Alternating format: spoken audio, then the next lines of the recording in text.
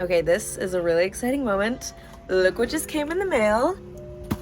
It's my book. I'm very excited. I'm gonna wait for my husband to get home because I promised him I would. But then I'm gonna open it up and take a look. I ordered 2 copies and I literally just can't wait to hold it in my hands and flip through it. Ah!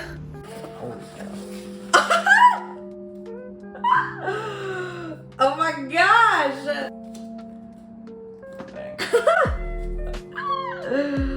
It's actually decently thick for a first draft. I feel like it feels pretty good. Whoa! Yeah, the formatting is... Need some margins. Yes. Oh, also this font size might be bigger than I want. But I did do... No, the margins are fine for annotating. But I think like for all the words and all the pages and the formatting is bad like this because... But anyway, this was my mock cover that I did. Simply designed easily on Canva. But yeah, I did the writing on the side. Then there's the ISBN mark on the back. But the first draft by me. Welcome back, or hello if you're new here. My name is Andy. I am a 23-year-old writer in Illinois, and this channel is all about writing and the process of getting my first novel out. So I'm a first-time author, and if you enjoy hearing about that, then I hope you stick around. I have been so excited about this video. I've been waiting until I get to record it, and I'm so excited that it's finally here. If you watched the start of this video, you saw me open up my printed first draft, which I now hold in my hands. I love her. This has been the coolest process. If you've not done this and you have a first draft done, I highly recommend it. Obviously, you can read through your draft on your computer or Word or print it out on the huge printer paper, whatever works for you.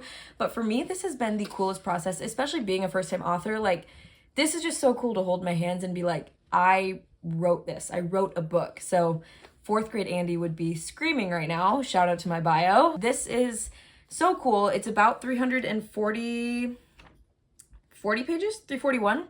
It's a little thicker than I was, anticipating that it'd be pretty skinny. It is a little thicker than I thought it would be, which I'm happy about. I have already started to realize that there's a lot I'm gonna add. I'm only on page 91 in my reread of it, or my read through of it, but I'm already seeing things where I'm wanting to add. So I ended off the first draft at 77,250 words, and I'm already thinking that I'm easily gonna hit that 80K goal I originally had, maybe even 85. We'll see where I end up. I'd like to keep it at or under 90 at the absolute most. I think there is a good chance that it ends up somewhere in the mid 80s. So anyway, let's talk a little bit about getting this printed. I followed basically all the instructions that Brielle did on her channel. So shout out to you, Brielle. I feel like I'm giving you a shout out like every video, but that's just because you're so great. Anyway, she used Barnes & Noble Personal Press. I watched her great video on how to do that, and that is what I did for this process. I have been drafting on vellum. I basically halfway through, or around 60,000 words in my very first video on this channel, actually, I basically switched my entire draft from Google Docs over to vellum. Well, when I went to print this off, I had not paid for the full version of vellum, and I didn't really have the 250 bucks to just do that right now. I'm planning to down the road when I print this for other people to read, or when I get to the point of actually selling it, because the vellum formatting is just beautiful. It looks professional. It looks like a real book, and that is what I ultimately want to have. For this one, I was not so concerned about formatting. I just need something that is physical for me to highlight, edit, mark up, and so I did not pay the money for vellum. Because of that, I could not export what it looked like from vellum into Barnes & Noble Personal Press. So instead, I ended up moving it from Google Docs to vellum all the way over to Microsoft Word, and then that is what I used to export this. It was literally a 2-hour process to get all the margins right, and then to also get the fonts embedded. That's a headache. I'm hoping I don't have to go through that process again once I pay for vellum, and hopefully when I print this for beta readers, it will be a lot smoother. I have been debating, which this is early for me to be debating, but how many beta readers will I have? Will I do 5? Will I do 3? Will I do 6? Will I do 7? I think I want to do 5 or smaller, but I need to get the right group of beta readers together, and I would love to hear anyone's advice on how to find diverse beta readers with different backgrounds and different genre tastes and things like that. I just want to get various opinions on this when I get to that point in the process. So I'm obviously not there yet, but if you have any advice, if you are an author that's been through this process before, please drop it down below because I need the guidance and I will be using that advice down the road when I get done with revising this draft. So anyway, despite me spending hours trying to fix the margins for what Barnes & Noble said I needed to have, these are still so funky. Like chapter 13 is just literally up here at the top. And yeah. I don't like that the page numbers are on the edges, and I don't like that my name and the name of the book are on the inside edges. Those are things I'll be able to shift. And also the whole font is about 1 point larger than I think I'll end up with. It is nice for editing though, just to have a bigger font with these huge margins that I can kind of mark up easily. Right now I am going through the process of reading this through one time as just a reader. I have not let myself really hold a highlighter or a pen in my hands aside from a very brief outline I did that I will show in a second. I have just been enjoying reading it as a reader and trying to disconnect from the writing mindset and really look at it from an overall plot perspective. And it's been really enjoyable. I'm really happy to say that I like this book. I know that sometimes we writers commit ourselves to a story so much that after a while it becomes like a painful existence to have to continue working on that. For me, I am still in love with this story and I am so excited already to get back into revising and into drafting when I go back into round 2 of this book. So it's been fun. There's a lot of edits. I'm already noticing things with like whether it be spelling or sentence structure or just like something that I changed and forgot to take out, so it's literally inaccurate. It's just been so fun to already start to brainstorm, like I know how to make it better. I think there was a partial fear that I would get this in my hands and start to read it and not even know where to start for revising, and so far that has not been the case. I feel eager and excited and ready. And the other thing is, I know you're supposed to take a break from your draft and literally take a step back from it. Don't touch it, don't read it. And I literally have not looked at it for only like maybe a month or 3 weeks and I'm dying. So I don't know if I'm gonna be able to take that advice. I might eat my words later and be like, okay, second time I write a book, I'm gonna take more time. But right now it just feels like I'm passionate about it and I don't wanna waste that creative energy. And I have so many fresh ideas that it feels like I have to use them. And so I'm excited about that. I will say there was pieces of the first chunk, maybe the first 50 pages, that felt a little clunky, or even like my writing, the voice sounded more youthful. I mentioned this in one of my shorts that I made, but I really experienced growth as a writer through writing this book. And so everything before part 2 really feels like a younger version of me writing it. Even though I wrote this book within 5.5 months, it really feels like I became a new version of myself as a writer in that process, just because sheer practice. The more you write, the better you'll be, and that's just the way that it is. And so I'm really excited for the voice. Like I'm on page 91, which is only chapter 9, so that's far before part 2. But I'm already sensing the voice getting better, and I'm so excited for about halfway through on, because I love the second half of this book. I love what I did with it. I love the voice that I used with it. And I'm really excited to get to that point in it. That's also when the main like love interest comes into play, is in part 2. So I'm really excited for the dynamic of those two characters interacting. I think it just makes for really interesting reading. So I'm excited for that. And so far, so good on the read through, having a great time. I went with the Moosey cover. I did the cream pages. I ended up putting the words on the side, just my name, the House of Aphtos, and then first draft. I know it looks like this is said like Ephtos or something like that, but it's actually Aphtos. It's a Greek word. I did some research as I chose what the title would be for this book and for the next, and then also for the third, which obviously those are working titles, but they all tie together and they're all kind of like Easter eggs to things. So I love it. But anyway, it said Aphtos, and I love the cover. I went with a really simple cover design. This is not the cover that I've been working on for the eventual self-publishing. I talked about in one of my writing vlogs that I have done a little bit of cover design just to keep myself inspired. I love it. I am not by any means a qualified graphic designer, but I think I have a little bit of a creative knack for it and I enjoy it. My husband does graphic design, so I've gotten his input here and there as I've gone through the process. And I might end up paying someone for cover design. I don't know quite yet. It'll kind of depend when I get there on how I feel about the project and if I really want professional hands on it, or if I want to just go self-publish and self-done all the way through. So we'll see. I feel the same way about like getting a formal editor after the third draft. I don't know yet. I'll keep you guys in the loop. none of that is decided, but that's also like months and months away from now. So I don't need to worry too much right now about making those decisions. But anyway, for the first draft, I love the cover I went with. I did this matte black with this really dark like snake image behind the words. It's actually two snakes intertwining, and the Moonstone Viper, which is like a obsidian black snake, is the emblem for the House of Aethos. So that is why that is on this cover. And there are snakes on the other cover I'm working on, but it is just way cooler than this. So I'll give you guys a little close-up shot of what that looks like right now. And I'm very excited for the cover reveal that will come down the road.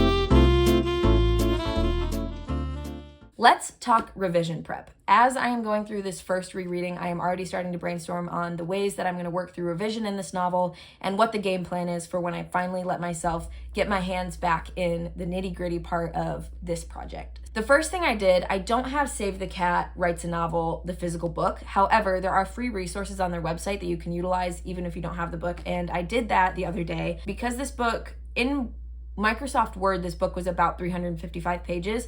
When I changed the margins to fit Barnes & Noble Personal Press, it ended up being 341, but I do intend to keep it around a 350 page timeline or story beat format. So I went onto the Save the Cat website. I used one of their free tools of setting up story beats. And the first thing I did was kind of get myself familiarized with what the story beats are and what that even means. If you are a first-time author or new writer, then you might not be familiar with what story beats and what great story structure should look like. There is kind of a science and an art form to it, and that is where the craft of writing really comes in.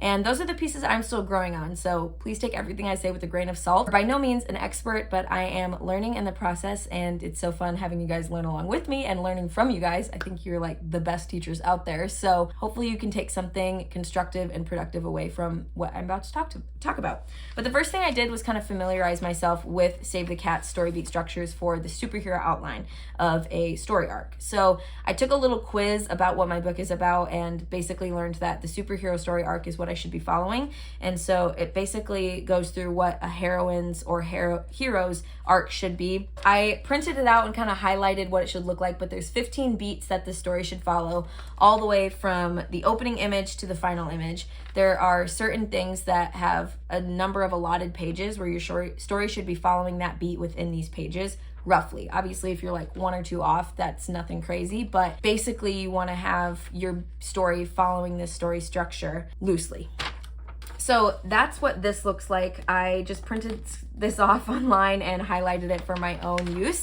I kind of color coded and then highlighted in my book with the same color that these story beats are supposed to be. So that is why you saw a little bit of highlighting as I was flipping through. But I will read these through to you guys really quickly of what these story beats are. And then I also wrote down the purposes of them and what they serve, or like what their titles mean. So you have opening image, theme stated, setup, catalyst, debate, break into two, B story, fun and games, midpoint, bad guys close in, all is lost, dark night of the soul, break into three, finale, and final image. So those are the 15 beats that every superhero story should have within them. And for a 350 page book, these fall on certain page numbers. So I'll kind of go over those as well as what those beats are. Opening image should be pages like 1 to 3. This is pretty much a thematic visual for your reader of the before. What is the world that your hero is living in before they embark on the plot that will come to be? The second beat is theme stated. This should fall between pages 15 and 18, and this is basically an organic piece of dialogue that comes up from someone other than the hero or heroine and basically states to them organically what the main theme of this book is. The moral takeaway of my book is going to be something that is more clear to the reader after the whole trilogy. It's kind of like the trilogy has a moral theme, but each book will have a theme that it deals with or wrestles with inside of that one story arc. So For this first book, what's crazy is I didn't know this. I did not look at any of this when I was drafting this novel. And I went to page 17 of my book, which is technically the page it said it should have been on. And I literally had a piece of dialogue that I was like, that's the theme. So that was crazy. I was kind of lucky on that, I guess. But my story wasn't too far off from the beats that this should be following, which I was really excited about. There are obviously some editing I need to do. One thing I didn't actually include at all is the final image, which comes after the finale. So that's something I'll have to go back in and add. But other than that, my beats were pretty close on, and I was really excited about that. The third one is setup. This is pages like 3 to 34. So this is showing what ordinary life looks like for the hero. And it comes before the catalyst moment that will then trigger the plot to begin. The catalyst happens around page 36, and that is the life-changing moment that triggers the plot to begin, or main conflict to begin wrestling, or for the main protagonist to begin wrestling with the conflict that will then form your plot and character arcs. Debate is pages 37 to 68. This is the reaction to the catalyst. It usually has your hero wrestling with some form of question of like, why, how, do I have to, those kinds of things. And it could even have a little bit of like wrestling with denial or wanting to evade what the quest that they need to go on is, or it could be preparing them for that quest. And then there's a little bit of foreshadowing for what's to come. The next thing is break into 2, which is kind of your second scene. And this is page 69 or 70 for a 350 page book. So this is when your protagonist decides to take action and the ball starts rolling. So we need movement in the plot. This is typically that. B story is page 76. This is roughly like an introduction to whatever a subplot is in your book. So a lot of times this is either a love interest or friendship or mentorship or family or something like that. And so the love interest is not introduced at this point in the book, but there is a mentorship and friendship piece in this book that is introduced at that point, and it is an underlying subplot through the whole series. And so that is introduced at this point. Next thing up is fun and games. This is a big chunk of your book. This is pages 71 to 173. And this is basically your hero in a new world of sorts. So after the catalyst and then choosing to take action, what does that look like? This fun and games part of the book should be your hero interacting in that new world post that decision to react to the catalyst. So this is a good chunk of your book. It gets your character familiarized with your audience. You obviously already have intrigue built with the audience as to why they want to read this character story, but this is them forming an attachment beyond the intrigue, in my mind. Anyway, this is them finding care for the heroine or hero. The next point is the midpoint, which for a 350 page book is around 175. And this is the middle of the story, the culmination of all the fun and games. And sometimes it can have a false victory or false defeat, as well as like the stakes being raised and kind of a ticking clock being introduced. Bad guys closing in is the next beat. That's pages 176 to like 261. So almost another 100 pages. And this is when things start to get really heated with whatever the main conflict is. You need things to be closing in, whether that be internally or externally. So it could be psychologically or literally, and you want more problems to be arising. The next thing is the all is lost part, which is page 262. This is your moment when your hero hits rock bottom. So whatever is the worst case scenario that could have happened for them happens, and they have to kind of wallow and lament in where they're at and decide that they feel like they can't move forward, or whatever it is. There needs to be something that stumps them that they're wrestling with, and your audience needs to be wondering how they're going to turn it around. Next thing is Dark Night of the Soul. This is them lamenting that piece after, so technically I guess the lamenting and the reflecting comes after the all is lost moment. In the all is lost moment, though, I did forget to mention this, you need some sort of whiff of death. That's Save the Cat's language, not mine, but whiff of death basically means that whether there's an actual death in the story or a very real threat of loss of life, something that makes your protagonist feel despair, essentially. And then the Dark Night of the Soul is the mourning, the lamenting, and something meaningful in the learning has to happen so that way transformation is to happen. Next up is Break into 3, which is page 279. This is when a new piece of information is typically introduced that gives the hero a new form of action that they can take. So they can realize what they have to do to solve all the problems that we're developing in Act 2, and then choose to take action on that. So it's like the catalyst was the initial life-changing moment, and then they have to go into the moment where they choose to take action from that. This is like that happening again, but at the end of Act 2 and beginning Act 3. The finale, this is like the last 100 pages of a Sarah J. Maas book where you're on the edge of your seat, everything is happening, and plot twists are happening left and right. That's this. So this should be about 280 to 345 in terms of page numbers, and it gives your audience some sort of action as a resolution. And then the final image, which is the final beat and is typically 10 pages or less, gives the reader a sort of final closing image on what is happening at the end of all this plot, arc, and fall. And for me, since I am planning to do at least a duology, if not a trilogy, actually I'm planning to do a trilogy, this should also give a little bit of a setup to the next book, so that way there's intrigue to see what will happen next. So those are all the beats. I wrote all those out, and again, followed the color coding that I initially did with the beat sheet from Save the Cat online. So that's this. I have it for reference. I can take notes on it and just kind of remember what each of those things should look like. After I did those two things, I went into my novel and I highlighted those page numbers, not just the estimates that Save the Cat had, but my physical ones that are in my book that are on and accurate. And I went through and I just highlighted those sections, the page numbers, so that way I know as I'm reading what beat I'm on. And that was helpful for me with that.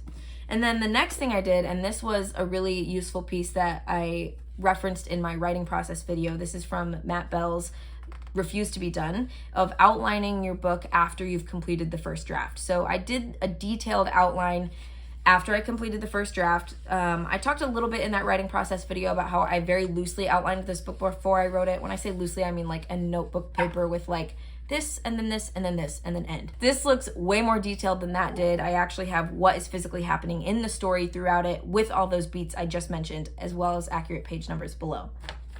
This is what that looks like. So I've got it color coded and I have detailed paragraphs written. I'm not gonna hold it too close to the camera because I don't wanna give you spoilers.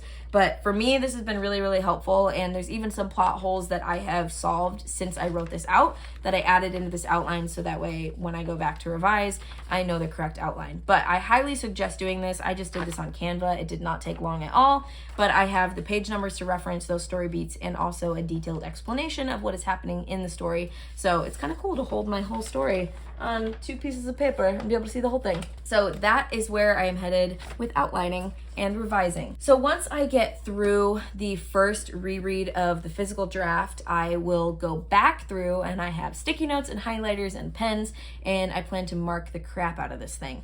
I have a ton of grammatical errors I'm already noticing in sentence structure, and right now it's just like I have to ignore them as I read. But there is also pieces of plot, or like I said, things that I took out of the book that I forgot to go back and take out before I finished the first that I forgot to take out before I finished the first draft. So there's some edits that like that I don't think will take a lot of brain power to do, but then there are pieces of things I already know I want to add, things I want to revise, things I will want to take out. And like I said, the voice in the second part of the book feels more accurate to what I'm going for than the voice in part 1. So I will have to go back and I think beef up part 1 a little bit just to give it a little bit more of that mature voice. So that is the plan right now. I think I will start physically rewriting in my drafted book in vellum. I'm hoping sometime in like September. I think I want to give myself, or late August, but I want to give myself at least 6 weeks to read this and then go back and mark it up in detail. I don't want to rush that process. I want to be really, really prepared and organized when I head into physically retyping and re-editing and recreating this book.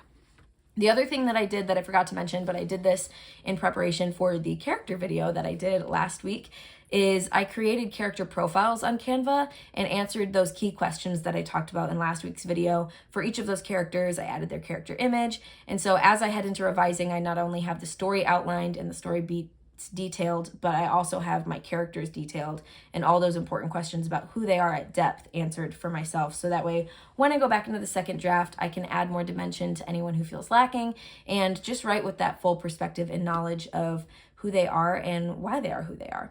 So that's a little bit about where I'm at right now as I'm prepping for revision and getting ready to read through this. Thank you so much for joining this video, and I hope that you guys will stay tuned as I continue on this process. I've never revised a novel before. I've never even written a novel before this one. So I am learning as I go, and like I said earlier in this video, I'm learning a lot from you guys as well. So I hope you'll continue sharing advice with me and that you'll find these videos useful and helpful. And so it's been so fun to interact with you guys so far, and I am just so excited to continue to do that. So thank you so much for watching. Don't forget to like, subscribe, and comment a dove emoji if you made it this far. Actually, no. Comment a snake emoji if you made it this far in the video, and I will see you guys next week. Thanks so much for watching. Bye.